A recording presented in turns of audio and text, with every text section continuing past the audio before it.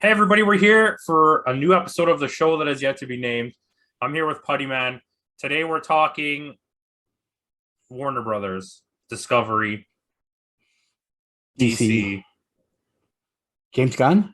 I was just gonna see if we just kept naming things. Anyways, we're gonna talk about this whole mess that's going on over there. What an absolute disaster! And yeah, just check out our stuff in the thing with the stuff, and let's just get started. So all of this news began with the cancellation of Batgirl. Yes. Realistically, it had already been going for a while, and just nobody knew about it until the situation with Batgirl. So, I mean, just what's your general Batgirl on this? That's my general Batgirl.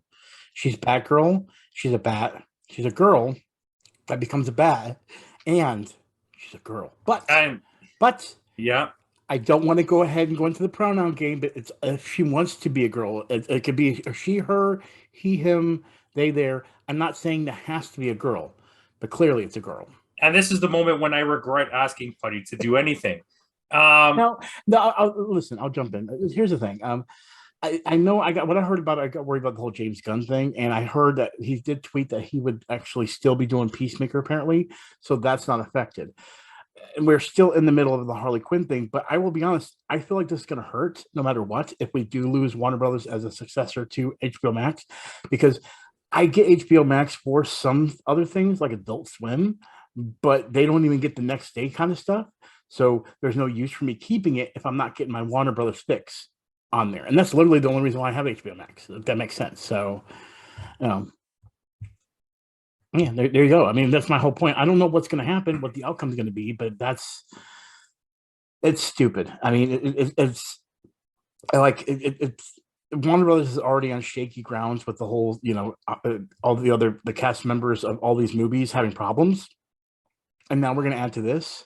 Like, these iconic characters are going to be in a pool of just utter crap if they keep having people in the background that just don't know how to manage a business. So how do we know that this isn't stopping them from continuing to make piles of crap and correcting the course now before it gets any worse? Well, the thing is, you might be right. This may fix it, and I'm hoping that's the case.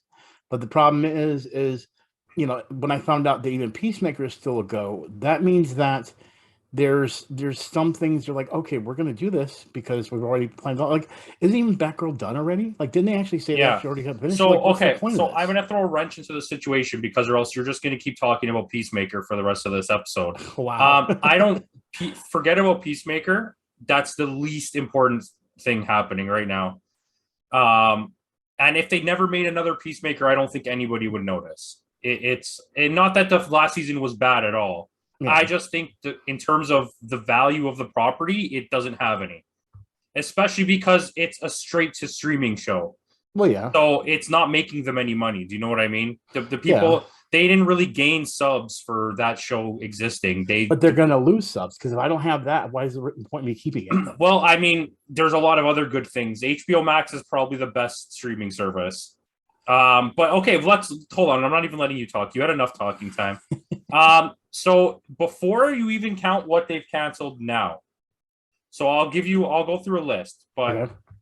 if you don't even count Scooby-Doo movie and Batgirl, which are the two things that brought this to light that this was happening, they already saved $825 million in tax for the end of Q2.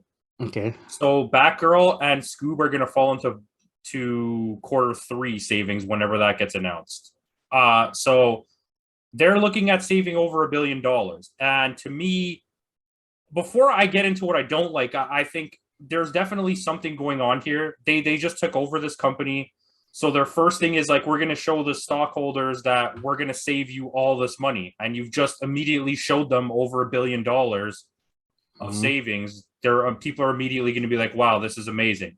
What did you cancel? So Batgirl, Scoob, Holiday Haunt, Raised by Wolves, Made for Love, Time Traveler's Wife, Close Enough the series, Gordita Chronicles, and Little Ellen have all been canceled.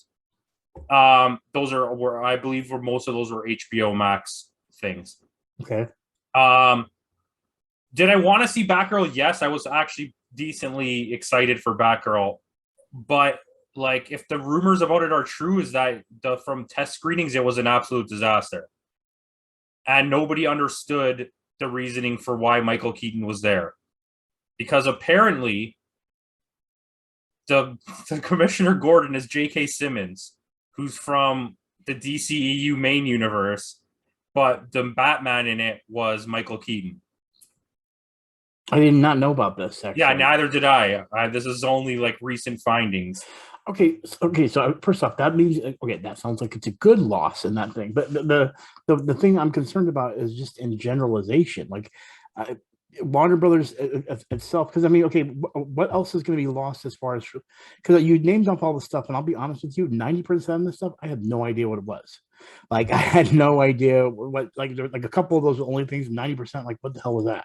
A lot of it, a lot of what's coming seems to be like what's on the chopping block seems to be DC properties, because they've already announced that they have a 10-year plan that they're working on. They want to be like how Marvel is.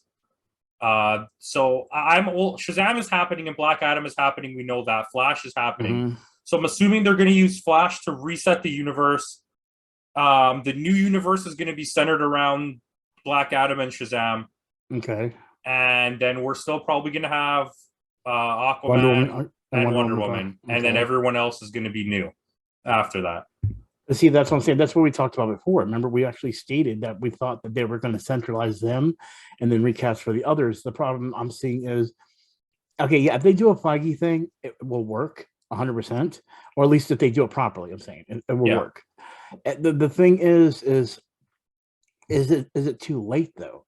Like, here's my thing. DC is really good when it comes to the properties in a solo basis. Like we said this before with Joker, and when they do those things, they do really good. You know what I mean? So they want to compete with Marvel, but in a lot of ways, they've been competing with Marvel and doing a good job, but not doing it the way Marvel way, doing it their way. When they start looking to do the Marvel way, it always messes up. If they succeed in it, you know me, I'd be happy. But now, because of all the flops or the missteps and all the problems, I understand maybe this change is to fix that situation, but it feels more like, ooh, we just want to make sure we save money. Now let's fix this problem and do what Marvel did. But then at the same time, are they going to be able? Because Feige, I'll be honest with you. When Feige first got set up with Marvel, it was a godsend in my eyes. You know what I mean? It was one of those blessings in disguise. They tried to do the same thing with Kathleen Kennedy, but that hasn't really worked out as much. You know what I mean? Other than Mandalorian situation. I mean, you see what I'm saying? But to put that on in a different perspective, I think like I don't want to stick up for her at all because I don't like her. But no, I agree. I do think Star Wars lends itself to a different scenario in the fact that they don't have a lot of individual IPs of value. Okay. Where like Marvel and DC, I guess, have multiple characters that can function on their own outside of being with the Avengers, where Star Wars is like, as soon as you start separating those guys, it doesn't like, it's working now. Mandalorian's a good example. I mean, it's working, but like you're seeing that without the incorporation of some things from the other stuff, it just doesn't work. Yep. So I think it's a little bit different. It's a lot harder to make things work in that scenario. And I don't know what Kathleen Kennedy's doing because none of it's really linear, so it doesn't really matter. But I think letting DC do it is fine. I think let's see how it goes. Mm-hmm. It can't get any worse than it already was. I mean, yeah, if you look at it that way, yeah, you're right. And in my opinion, what I would do is I wouldn't make him the main person, but I would make James Gunn sort of what the Russo brothers were, where for that whole phase, they were like on the first in command on the floor. They weren't the Kevin Feige, but on the floor, they were like, okay, this needs to happen. This needs to happen. And we need some kind of cohesiveness. And so far, everything that he's done in the superhero world has been good. And he's controlling Peacemaker. And we're supposed to be getting another Suicide Squad movie. Well, let's put it this way. I would like the whole James Gunn thing. The only thing I would say about James Gunn that would be a little bit disconcerting is because he is kind of like Taika Waititi. He's really good at what he does, but he does have his own style. And I think the reason I put Kevin Feige up there really high is because he understands what works for that character, or that, you know what I mean? So like seeing, let's use Superman. Seeing James Gunn take over Superman, if they do give it a little more of the comedy route, I don't see it. Like the Russos, I can see taking over Superman and making it. Superman is a very lighthearted comic.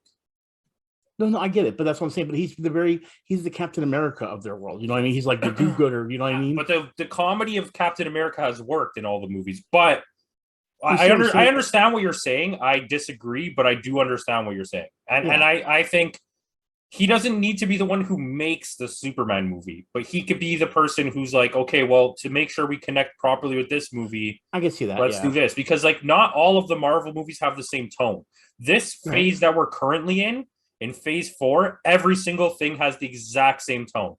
Every single thing. But prior to this, I feel like everything kind of had its own identity. Right now you can look at like maybe Doctor Strange separates itself in it because it's very distinctly its own thing, but like everything else is so homogenized. Like Miss Marvel is exactly like Thor, who's exactly like Hawkeye, and it's just, it feels all the same at this point. But you could do that in DC and get away with it at this point, just to build a universe, because you don't have anything. So there's a lot more good that's going to happen, right? So I have 2 more Fantastic Beasts movies, and that series is a freaking disaster. Well, let me ask you this: what do you think of this? Here's my thing: the shows of the DC world for the longest time was doing good. It felt like they had a good pacing, and then it just went off the rails. You know what I mean? So they can do it, but who was? I never really focused on who was in charge of, keeping that series of shows. I think it was Jeff Johns. That's my point. I feel like they were on the right path, but they always. Yeah, but then he's the one that drove DC movies into the ground with him and Zack Snyder. So yeah, well, that's the thing. People are clashing too much. You can't let people clash. That's another thing that I feel DC allows. They let one person have control over everything. Then all of a sudden they're like, oh, well, this other guy's doing good. Let's let him have control. Like it feels like it's a backwards and forwards. Like whoever's doing better gets control. I think they just needed to set a foundation, and they didn't do that. There was one movie, and then I immediately went into Justice League, basically, because Batman vs Superman is basically Justice League. Yeah. It's Justice League 0.05 with the 3 characters. Yeah. But that's how it starts, right? So it's like, it kind of makes it's even worse for them, because it's like, this 0.05 is almost like a full-on movie for Justice League. Well, I love the pacing. It was like, Man of Steel, look, new Superman. Okay. Oh, Superman versus Batman. Look, new Batman. Well, we're not going to go ahead and do an actual Batman movie. You know who Batman is. Superman, it's been a while, so we're just going to go ahead and refresh you. Then it's like, oh, here's this other girl. You haven't seen her yet, except for in a TV show. And then all of a sudden it's like, oh, they're coming together with these other people you haven't seen yet, but now you've seen them because there's Aquaman. Like it was such a convoluted thing where it's like, and that's the thing. I agree with you on the whole thing, like taking the pace, taking it slow. It should be that. It's just now, because another thing, I'm also seeing a lot of YouTubers talk about it. We do have a superhero saturation, and that's the other thing I'm worried about. I'm worried that Marvel is okay right now, but it's not the best. And I'm afraid that DC, unless DC can do something, people are going to be way too saturated, where DC might have already missed the mark. Does that make sense? Yeah. Like I'm afraid of that, and that's what makes me so scared. Because I may be more of a Marvel fanboy, but DC has so many iconic characters that your grandma even knows who they are, and for them to not get the love that they deserve is kind of making it frustrating. Because when they finally get it, are the people going to be there to see it? And that's what's concerning to me. Well, so okay, let's get back into just generally what's happening. So right now, the shows that they are saying are on the chopping block. There's no guarantee for these shows safeties. Safe.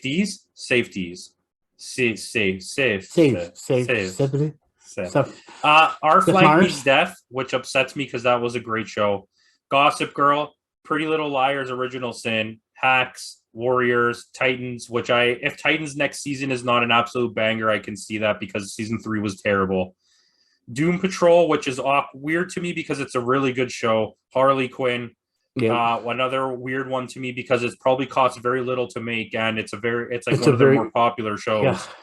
Peacemaker, but James Gunn has said season 2 is safe, so we know that. Mm-hmm. The Penguin spinoff, but we know that's apparently safe. The Arkham Batman spinoff, which we haven't heard anything about, so that could go any direction. Tokyo Vice, and then random The Flight Attendant, which apparently wasn't going to get a third season anyways. Wait, did you say Gotham City Knights got on the chopping block? Yeah, no, Arkham. There was a show supposed to be about Arkham. But what about that one show that we saw? Is that still good to go? Yeah. That really, you're gonna chop down everything else, but not that stupid piece of. Anyways, so shows that we know are safe: Succession, which obviously, House of the Dragon. Yeah, they're gonna bank on Game of Thrones all day. Yeah. The Last of Us, they're not gonna cancel Last of Us. Yeah. Euphoria, Barry, Curb Your Enthusiasm, Westworld. Like these are all their flagship shows at HBO. I wouldn't expect them to cancel any of those. But see, this is where I'm going to stop you. I've never watched Game of Thrones. I have watched the first 2 seasons of Westworld. I did like it, never jumped back into it though. If they pretty much chop down everything DC, or if let's say after Harley Quinn season 2 and Peacemaker season 2, or even if they don't even go in with Doom Patrol, like they literally just start cutting these out, I will be one of those people that say I have no reason to keep HBO Max anymore. And that's when I feel it hurts it, because we're not getting new episodes of Rick and Morty. We're not getting anything of that nature over there. So what's the point of me keeping it? Like I have to wait or buy the season of Rick and Morty when it comes out, so I can get the next day when it comes out on digital, because they don't show it next day on HBO Max. So what's the point of me keeping if I'm just going to have old Adult Swim stuff that I could watch on the website? Which we don't even get Adult Swim with our HBO Max. HBO Max, yeah. You see exactly my point. That's my point. What's the point of me keeping it if I'm not getting anything that I want to keep? Our HBO Max, like app, whatever you want to call it, because it's not really HBO Max, is so much better than your guys. I can completely understand your reasoning for wanting to cancel it, because we basically get Hulu and HBO Max and Comedy Central all on one thing. Like I'm going to go ahead and pull it up, because of course I always have these on my computer, and I want to give an idea of what we have on there in the States, and then I'll get to give a comparison to what you might have. Well, it's the same.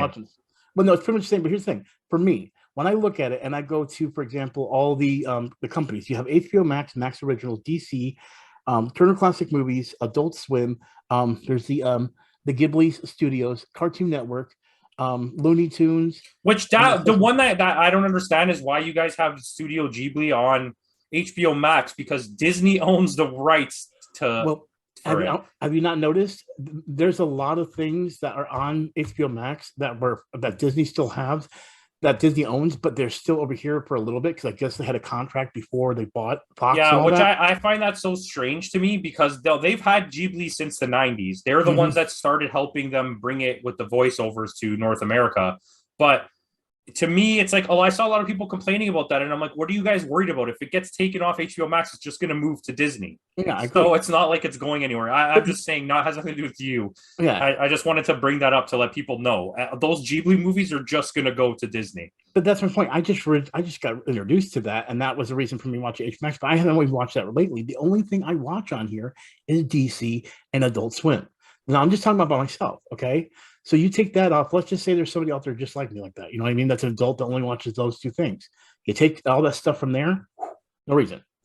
Like, you have to understand that you have like the same amount of properties, I would say, like Disney has, when it comes to, because I mean, Disney's the same way. If they didn't have Marvel and Star Wars, I would not be over there. You know what I mean? But you don't see that happening. They're going to keep that there. They know that that's their breadwinners right now. I don't see how HBO Max doesn't realize that's the same thing over here. Yes, I get you have your originals that people like that brought you to HBO, but me, I never had HBO until you got DC and Adult Swim. I literally started watching HBO because of those. So when you brought in people like me to this, you're going to make those same people leave, and you're not realizing that, because I don't think you realize how many people that's come in and to watch that stuff. You know what I mean?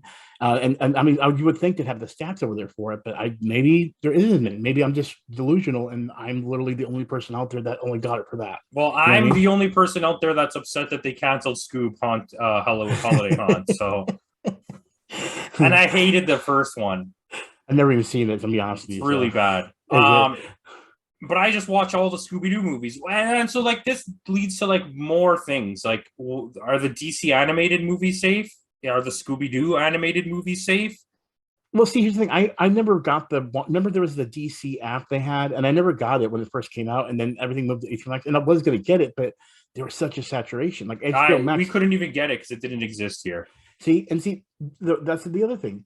If it was hard to get as far as like I would have to get on my computer. It was hard to get on any of the things. So and this shows you like how bad of a company they were. So maybe Discovery is going to help here because, well, number one, let's talk about a big elephant in the room is that they own AEW and AEW's contract expires at the end of this year. And are they going to renew AEW? Because AEW right now is huge for them. That would be another reason for me to keep HBO Max if they were streamed all the events. I think they should start doing that. They should start so every week at the day after when the show airs live, it goes up on the AEW section of HBO Max, right? Anyways, back to what I was saying. So the way the advertising was so poor for everything Warner Brothers was doing. So here we didn't have the DC thing. So when we were getting shows like Titans, which was the DC exclusive, whatever that was called, fandome or whatever the hell that was called. There was that, and there was one Harley Quinn.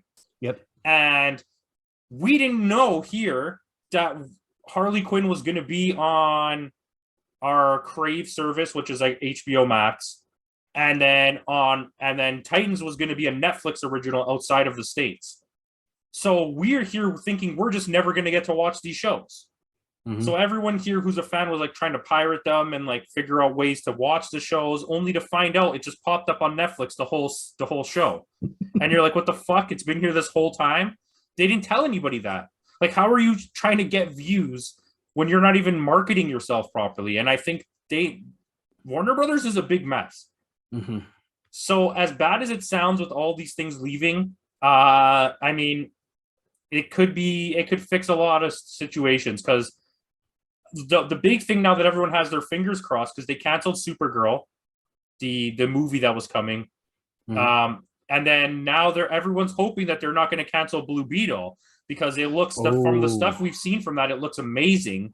And it is a lower budget superhero movie in the same class as like what Supergirl or Batgirl was going to be. And it's not very well known to the public as well when it comes to exactly, which makes me think in my head, there's a chance because like we know the Lois and Superman show is going to be safe because that's doing really well right now. Mm-hmm. Flash just got canceled finally. Thank God that show is terrible. Legends of Tomorrow got canceled. Basically, all of the Arrowverse is canceled now. The only real shows they're pushing at are Stargirl and that Lois and Superman and Lois, whatever it's called. Well, I want to go back to what you were saying before about the whole Harley Quinn thing and to continue bank off that because I actually didn't jump into Harley Quinn until season 2. It was the whole DC app situation that made that hard for me to get into, and I didn't realize what it was as far as built content. Like their marketing campaign for that was really bad until DC Fandom. DC Fandom was what made me get my attention to go, wait, this is like she was cussing and doing all the Harley Quinn stuff. Like I didn't realize this was a thing. You know what I mean? So of course, then when season 2 came out, I was amazed, loved it, and I'm loving season 3 right now. That moves on to the whole thing that we're talking about. You have something like Blue Beetle that has the potential to be something very amazing that has the same thing like Peacemaker. No one knows about it, so you have an opportunity to really do something great with this because you're not held on to a concept of Batman dark in the shadows or Superman, he's the hero for all humans, that kind of thing. You have something you can now work with and show up kind of like Guardians of the Galaxy. You know what I mean? It's something people don't know about that you can make great. So to cancel that because it's not something that's well known is, again, another problem that they have when it comes to the DC world is because they're scared to take those chances. And I think those are just excuses because they thought the movie was dog shit. I'm just going to be honest with you. Because like Supergirl was, I don't think they started filming yet, but everything was ready to go. Mm-hmm. And they obviously cast Supergirl because she was in the Batgirl movie, and I believe she's in Flash. That would make sense, yeah. I don't know. I'm curious to see this because they've said under no circumstances were they canceling Flash. Here's the thing. They're not canceling Flash, and I kind of get why because of the Michael Keaton thing. That would be the major reason why I would think so. And But to they reset canceled the rights. Batgirl with Michael Keaton. Well, because here's the thing. I'll be honest with you. Before I even heard about the Batgirl thing, or before me and you had our conversations, I had no idea about that. I feel Michael Keaton and the Flash has had way more attention in the public eye than Michael Keaton and Batgirl. And I know this sounds weird, especially with being Batgirl. You know what I mean? But I think that's the problem. Why? I think there's too much attention now, and if they don't release it, there's gonna be a lot of people doing the whole thing. Give us the Snyder cut. Give us the Snyder Well, I cut. want You know what I mean? Batgirl. It's completely done. It's Oh, edited everything. Just I agree. release it. Why? Like, I get it. They're saving money on the tax thing because I think you get like 60% back or something, which is a lot of $90 million. Yeah, But you could have just gave it to us on HBO Max. I agree, and they still can. And see, this is where they would keep me keeping the HBO Max subscription. You know what I mean? Like, again, here's I understand money's always involved in this stuff, okay? But sometimes you do have to do fanfare in order to get your money in. You know what I mean? It's kind of like when you buy a new console. You're spending less than the console is actually worth because they're looking for longevity in its run. You know what I mean? To make money back and fold through the games, things of that nature. It's the same thing through this when it comes to your franchise. You may get some losses, but you get some gains later on as long as you do everything properly. Things are such a mess that people are not trying to take the time to look at what the problem is and just find a way to get money back. And when you do it that way, you're pushing away the fans. You're making it to where we have conversations like this, and now you're putting yourself in another limelight that you don't want, and you're making Marvel and Disney win. If you're going to be in competition, because I look at it this way, this is the way I've always looked at it. We have two animals. We have Bugs Bunny in this world, which is Warner Brothers, and we have Mickey Mouse. All right, you're letting the freaking mouse win, and the bunny should be bigger. You know what I mean? But it's not true. The House of Mouse is demolishing the Bugs Bunny. Well, let's start this analogy again because Mickey Mouse as a symbol is far larger. Mickey Mouse as a character is very minuscule. If you look in the history of things that were created with Mickey Mouse, he's not as iconic as you remember. You remember him from Disney World and all of this stuff, the voice, but there's very few properties that ever even had Mickey Mouse in it. Yep. Where Bugs Bunny was the face of an entire franchise forever. Yep. So, but I do think there is a difference there because we don't automatically associate Bugs Bunny with Warner Brothers, where we automatically associate Mickey Mouse with Disney. So, True. Warner Brothers has never really attempted to establish an identity with having a mascot, kind of, which I think. Let's just be honest. Warner Brothers has been an absolute shit show since when their heydays of the 40s, 50s, and 60s. Let's stop here. I understand that, but the one thing when we look at Warner Brothers, the first thing you think about, kind of like thinking about Disney. What do you see? You see the castle. You know, you see the Cinderella castle and the Walt Disney logo. Warner Brothers has always been the water tower, right? Which does connect back to the whole thing of the Warner Brothers lot. And, you know, Looney Tunes even had that situation with connecting back to that. You know, I mean, that logo from Warner Brothers was an iconic thing for Bugs Bunny. So if you're looking back then, yes, if you look back in the old days, that's how they would be. Warner Brothers with Bugs Bunny. And of course, that's changed. I'm not saying that, you know, that's not, there. But for me, I've always seen it that way for one reason. Look at the way both of these systems work. Both of them were like, oh, look, we got two major comic book companies. Let's buy them. Warner Brothers bought DC. Disney bought Marvel. You know what I mean? It's like, it was like they kind of like they kind of knew what they were Warner doing. Brothers has had DC since 1979.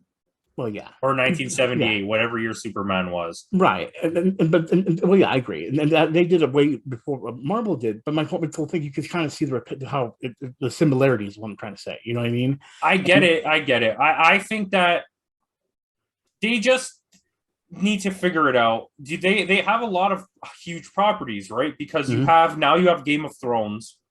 You've had Harry Potter this whole time. You can easily match between you. Even Universal has a lot of pulling power now, given everything. Even Paramount, now that Mission Impossible is like such a huge IP. Now that Tom Cruise at like 65 years old is like the biggest megastar in the whole world, and Paramount basically owns him. There's a lot of they can compare, and that's an iconic logo too, right? You think of the mountain with the thing as Paramount, Exactly. Universal. You think of the world with the Universal Mm-hmm. sign, but that's why they were all the major studios back in the days, right? You have studios like Sony that are like on the fringe, that are no longer big. MGM is gone because MGM is owned by Amazon now. I don't know. I think the next step we're gonna wait for in this whole franchise wars is to see how good the Lord of the Rings show is going to be on Amazon. Well, I'm going to say this. The one thing I will say, and again, this is not trying to do any kind of promotion. It's the only thing I've seen Warner Brothers do that's doing good. Is the only thing they're doing good is doing the whole thing with player first and doing the new game multiverses. That right there lets them take all these franchises they own. They just put LeBron James in there. They got Iron Giant in there. They've got Batman, Superman, Tom and Jerry, Shaggy. These are characters that people love that get to fight each other in a Smash Brothers way, and it's actually getting great reviews. People love it. I don't know if you played it yet, but it's a fun game. Yeah, it's fun. Really fun. And my point to the whole thing is this is a prime example of when you did something good. Now, can you go and look at that and see why did that work? Like, it is free. They were so smart about it. Like, why is it in this world, in this sense? You guys got it. You knew who to let take control over it. You knew how it worked, and now it's becoming something that could end up being huge. So let's look at that. Let's find that, because I feel like that's what they tried to do. Like, for example, with Space Jam, with the new Space Jam, they were like, "Oh, let's just shoehorn everything." I'm like, what are you doing? Like, this is horrible. Listen, but that was a lot of issues because nobody wanted a new Space Jam. I agree. LeBron James isn't as fondly looked at as Michael Jordan was, regardless of basketball skills. We're not talking about that. When you look at like his presence in social media, more people hate Michael Jordan. I mean, LeBron James than like him probably. Where when Michael Jordan at that time, because we didn't have social media, everyone just knew Michael Jordan and loved Michael Jordan because you didn't really know the ins and outs of what they do and like, stuff like that. Which, but Space Jam, the first movie, sucks.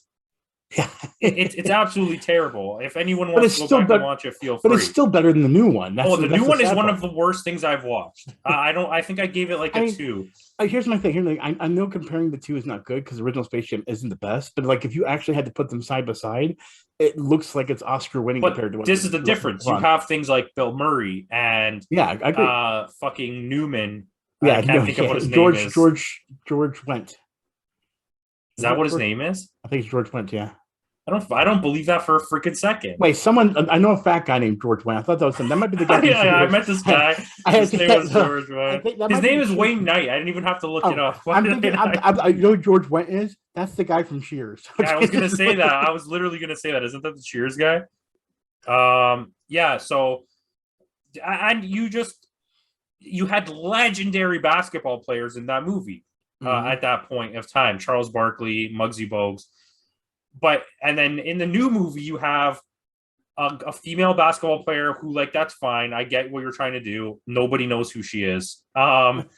Especially if you're not from the States, though. Like, people don't know who that is. I don't know. Yeah, I know who was. And then, like, like modern basketball players, nobody cares. You had Larry Bird was in the other one, like playing golf with them. Do you know what I mean? Like, I don't know. We're talking about Space Jam. Listen. Well, the reason we're bringing it up is because of the franchises. They threw the franchises there in the background, thinking it would bring in big money. Because, again, another prime example: Chip and Dale's Rescue Rangers, the new movie, is freaking amazing. That is how you handle your properties. When you let something like Space Jam exist, comparing the two, like Chip and Dale Rescue Rangers. See, this is what I found out about Chip and Dale Rescue Rangers. So, if you watch Space Jam, that's all Warner Brothers properties. Oh, I know. Yeah, the ones. Believe me, I understand where you're going with this next. Disney caught a lot of heat for this from other studios because they didn't ask or try to work with anybody. They used every loophole in the book, so all of those things in the movie are not paid for. They basically they did everything you had to do legally to make the Sonic.